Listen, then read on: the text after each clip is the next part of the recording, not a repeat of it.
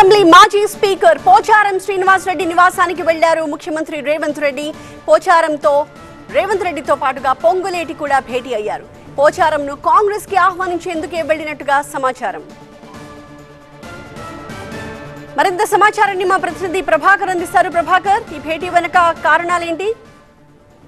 గత కొంతకాలంగా జరుగుతున్న ప్రచారం ఈ రోజు నిజమైందని చెప్పాలి. పోచారం గత కొంత రోజులుగా కాంగ్రెస్ పార్టీలోకి వెళ్ళడానికి ప్రయత్నాలు చేస్తున్నారు. కాంగ్రెస్ పార్టీ కూడా మంథనాలు జరుగుతుంది అనే విషయం ప్రచారం జరుగుతుంది. ఈ రోజు ముఖ్యమంత్రి రేవంత్ రెడ్డి స్వయంగా పోచారం ఇంటికి వచ్చారు. పోచారంతో భేటీ అయ్యారు. పొంగులేటితో సహా పొంగులేటి అట్లాగే రేవంత్ రెడ్డి ఇద్దరు కూడా పోచారం నివాసానికి వచ్చారు.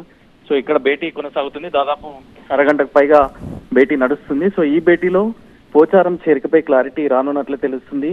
నిజామాబాద్ జిల్లా నుంచి మంత్రివర్గంలో ఇప్పటివరకు ఎవరికి కూడా అవకాశం ఇవ్వలేదు. సో పోచారాన్ని ఆ ప్లేస్ తో భర్తీ చేస్తారు అనేది ప్రచారం జరుగుతుంది. Right, thank you Prabhakar. So Telangana ముఖ్యమంత్రి రేవంత్ రెడ్డి తెలంగాణ అసెంబ్లీ మాజీ స్పీకర్ పోచారం శ్రీనివాస్ రెడ్డిని కలిసిన దృశ్యాల్ని మనం చూస్తూ ఉన్నాము. పోచారం శ్రీనివాస్ రెడ్డితో వెళ్లి భేటీ అయిన వారిలో ముఖ్యమంత్రితో పాటుగా మనకి